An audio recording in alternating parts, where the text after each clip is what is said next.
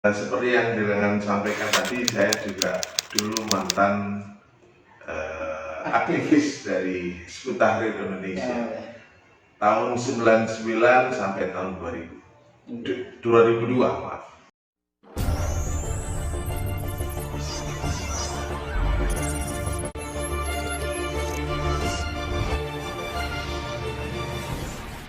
Assalamualaikum warahmatullahi wabarakatuh. Masih tetap bersama Jian Kezi. Saat ini kita akan kedatangan tamu. Beliau adalah mantan aktivis dari Hizbut Tahrir Indonesia atau yang biasa disebut dengan HTI. Mari kita saksikan video ini. Jangan lupa klik tombol like, subscribe, dan share. Semoga dari channel ini bisa memberi banyak manfaat untuk kita semua. Terima kasih. Assalamualaikum Ustaz. Waalaikumsalam warahmatullahi wabarakatuh. Apa di celuk Ustaz kulo Ji? Sungkan kulo. Kenapa disebut Syekh? Mboten. Pun nami mawon, nama saja sudah. Oke, bisa diperkenalkan? Oke, assalamualaikum warahmatullahi wabarakatuh. Alhamdulillahirabbil alamin. Wa bihi nasta'in wa ala umuri dunya waddin. Sayyidina Muhammadin wa ala alihi washabihi ajmain. Perkenalkan, nama saya Roni Fauzan. Saya di Surabaya, juga kebetulan berprofesi sebagai jurnalis radio, dan juga sekaligus saat ini saya juga aktif di Lembaga Seni Budaya Muslimin NU Kota Surabaya. Lesbumi ya? Lesbumi Kota Surabaya. PCNU Surabaya. Dan seperti yang dengan sampaikan tadi, saya juga dulu mantan aktivis dari Hizbut Tahrir Indonesia. Tahun 99 sampai tahun 2002, maaf. Mungkin bisa diceritakan bagaimana awal mula jenengan bisa ada ketertarikan untuk bergabung bersama dengan Hizbut Tahrir Indonesia. Gini sih, ini perjalanannya sebenarnya sangat panjang ya sih. Awalnya adalah saya memang dari kecil SMP dulu itu suka banget dengan kegiatan-kegiatan Islami. Di Surabaya? Di Surabaya. Saya kelahiran Surabaya, tapi orang tua saya kedua-duanya perantauan dari Jawa Tengah di Surabaya. Oh iya. Di waktu SMP dulu saya aktif di remaja masjid lingkungan Nahdlatul Ulama. Jadi di remaja masjid tersebut di daerah Surabaya Timur itu saya tidak heran ya Ji, meskipun saya bukan dari pondok pesantren, tapi ya sedikit-sedikit ngerti lah tentang mungkin ada kitab Ta'lim, lalu juga ada kitab semacam Al-Hikam, dan juga mungkin yang populer di kalangan anak muda adalah kitab Qurratul Usyun. Soalnya dulu pas waktu ngaji di lingkungan masjid itu seminggu 2 kali insya Allah ya di remaja masjid itu ngajinya adalah ngaji kitab. Gitu. Dan yang mulang adalah ustadz yang memang berasal dari pondok pesantren. Jadi di samping melakukan ibadah-ibadah ritual seperti istighosah, tahlil, selawatan dan lain sebagainya, itu juga ada kajian ngaji kitabnya juga di lingkungan masjid.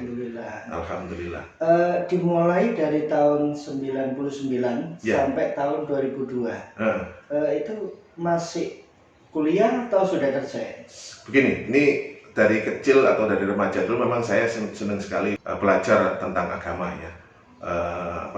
Kalau di SMP, SMA saya mengikuti remaja masjid di dekat rumah saya. Terus di SMA saya juga aktif di SIK Rohanian Islam, Rohis di SMA.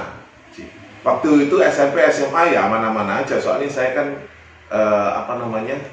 sering ya secara kultur saya sering berinteraksi, atau mungkin ya memang saya kulturnya memang dari keluarga Nahdlatul Ulama. Mbah-mbah saya dulu juga NU. Ya wis nyel pokoknya. Lingkungan tetangga NU, terus di sekolah pun ikut Rohis juga. Ya meskipun ada teman-teman dari Muhammadiyah, di NU juga budaya misalnya ada acara-acara keagamaan peringatan Hari Besar Islam di Rohis, di SMA juga NU dan Muhammadiyah interaktif interaksi dengan baik begitu. Tapi kok bisa sampai terpapar, itu ceritanya gimana? Nah ini ketika kuliah di semester 1, 2, 3, 4 gitu, itu kan awal tahun 96. Iya. 96, 97 itu ya nyantai aja, kuliah. Terus saya juga kebetulan aktif juga di Senat Mahasiswa Fakultas dia.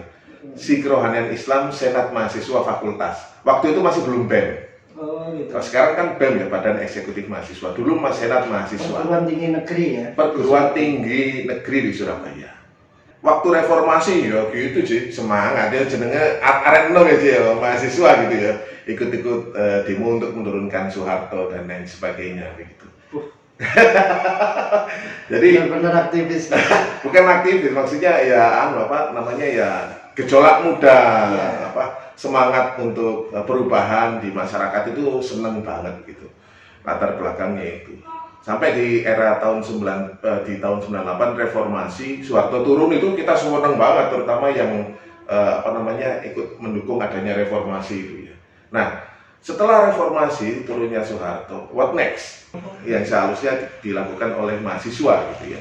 Iya. Nah, itu menjadi setelah salah satu. targetnya sudah tercapai. Nah, sebagian teman-teman aktivis yang ada di BEM, karena waktu itu BEM sudah mulai tumbuh ya. Tahun sekitar 98 itu di kampus saya itu masih melakukan demo-demo.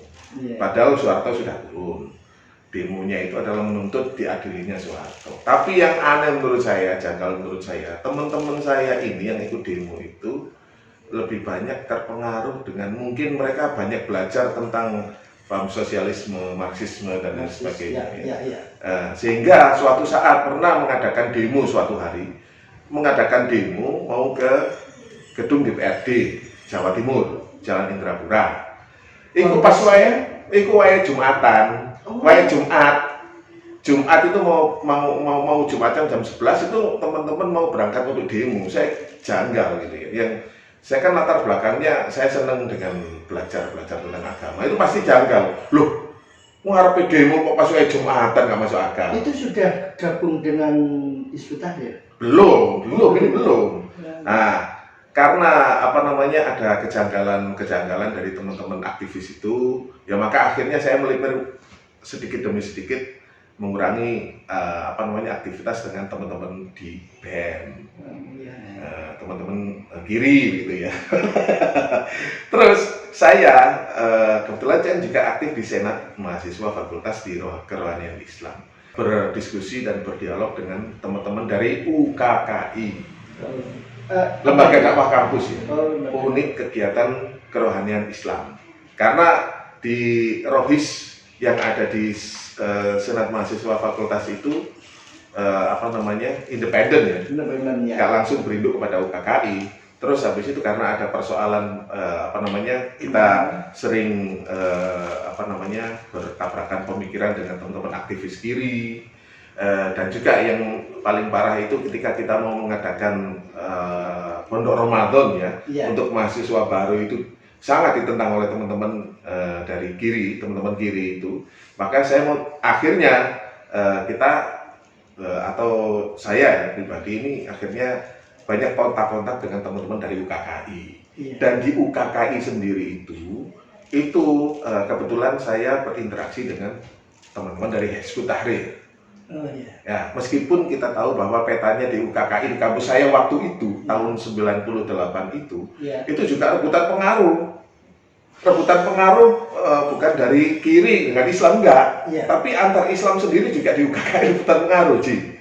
Jadi Hizbut Tahrir ini rebutan pengaruh dengan Tarbiyah atau afiliasinya dari Ikhwanul Muslimin yang akhirnya di Indonesia mendirikan partai namanya Partai Keadilan atau PKS, Partai Keadilan Sejahtera. Rebutan pengaruh juga dengan teman-teman dari Salafi Wahabi dan juga dari Jamaah Tabligh, banyak. Jadi di kampus itu sudah komplit. Oh iya, jadi gongnya itu adalah reformasi dulu itu. Ketika reformasi turunnya Soeharto itu, yang namanya firqah Islam yang transnasional seakan langsung merdeka. Langsung merasa kayak karena merdeka. Yang saya tahu sebelum reformasi itu pada zaman Orba itu untuk gerakan-gerakan kiri ini sangat dibatasi, Ya, terutama dari termasuk gerakan dari intelijen negara termasuk yang juga untuk mengawasi. ekstrim kanan ya. Iya. Untuk teman-teman untuk radikal Islam itu juga banyak bergerak di bawah tanah.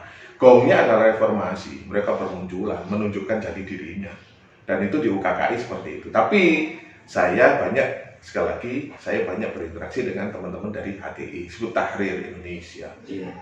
Nah, itulah makanya yang menjadi cikal bakal saya akhirnya lama-lama, karena adanya keterikatan emosional, saya mengalami kesulitan ketika mengadakan pondok Ramadan misalnya, atau berdialog dengan teman-teman kiri. Saya akhirnya banyak berinteraksi secara personal dengan teman-teman Hizbut Tahrir, yang itu yang membentuk akhirnya keterikatan emosional. Jadi yang namanya orang kan butuh untuk mungkin pelariannya kemana gitu loh, Ci. Iya. Arenom kan ngono, Ci. Akhirnya ketemu sama teman-teman Hizbut Tahrir menjadi binaan umum, binaan khusus, dan juga bertahap sampai ke menjadi anggota atau hizbi. Jadi dari tahun 99 sampai tahun 2002 itu sampai ke level berapa itu, Mas? Untuk bisa dijelasin, atau ada level-level tingkatan-tingkatan Ya. untuk di HTI sendiri? Di HTI itu keanggotaannya juga ada level-level juga. Yang pertama kalau untuk kalau saya yang saya alami ya, ketika saya aktif di Rohis fakultas gitu, kita kan banyak bersinggungan dengan teman-teman kiri gitu ya. Itu waktu itu saya banyak berdialog dengan teman-teman HTI. Akhirnya saya ikut kajian umum, binaan umum yang dilakukan oleh HTI. Binaan umum ini satu halakoh ngaji itu isinya ya 5-7 lah, dengan satu orang musyrif atau pembina.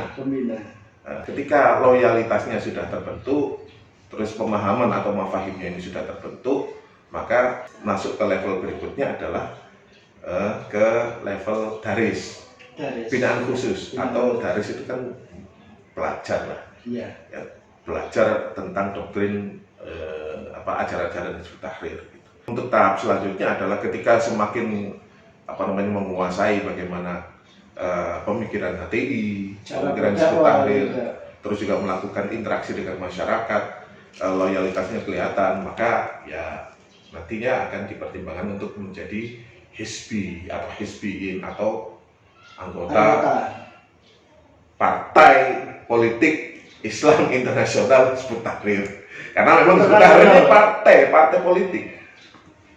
Luar biasa. Parpol, ya, parpol. Memang parpol.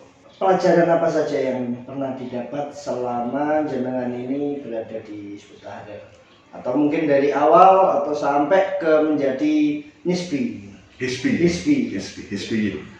Jadi begini, Cak Haji, pas waktu pembinaan umum, belum pembinaan khusus atau daris ya, itu kita mendapatkan belajar intensif tentang akidah, tentang kepribadian Islam, bagaimana Islam itu di tingkat dasar itu belajarnya seperti apa. Seperti ini, kalau di level binaan umum yang dipelajari adalah ini. Apa itu? Bunga rampai pemikiran Islam. Waktu itu umum yang dipelajari adalah Muhammad Ismail dari Gema Insani Press. Ya, tapi nggak tahu kalau sekarang. Tapi waktu zaman saya tahun 99, ya yang dipelajari bukunya adalah ini. Fikrul Islami. Ini yang dipelajari. Mungkin ini bisa dijelasin apa saja yang dibahas dalam buku ini? Ya, yang dibahas ya banyak sesuai dengan daftar isu. Ada pengenalan bahwa Islam itu bukan hanya sekedar ibadah ritual saja, tetapi Islam itu adalah ajaran yang kafah yang mengajarkan seluruh aspek kehidupan manusia gitu. Dan ini yang dipelajari ketika waktu itu saya menjadi binaan umum. Nah, ketika naik level ke daris. Ya. Nah, daris ini beda lagi ini yang dipelajari. Jadi beberapa kitab mutabanat lah ya, dalam arti kitab mutabanat itu kalau di NU itu adalah kitab-kitab mu'tabarah. kalau di Hizbut Tahrir namanya kitab mudah banget, antara lain adalah belajar mengenai kerangka memahami Islam buku ini, Ji. Saya masih nyimpen ini, Ji. Masih belum saya bakar. Nanti kalau saya bakar ini nanti saya dikira kafir. Itu diketahui beliau ini saat ini membawa banyak buku dan kesemuanya ini buku Hizbut Tahrir. Jadi gini nih, nah itu untuk level yang ketiga, level yang lebih spesifik lagi adalah ketika kita sudah di baiat atau dikosam lah menjadi anggota Hizbut Tahrir atau Hizbi. Oh istilahnya kosam ya? Ya, kalau di Thariqah di Nahdlatul Ulama ini kan biasanya di baiat. Nah ini kosam, diambil sumpahnya, sumpah janjinya. Ini biasanya yang dipelajari adalah buku-buku seperti ini. Nizamul Islam, karangan dari Syekh Abidin An-Nabhani sendiri dari Hizbut Tahrir.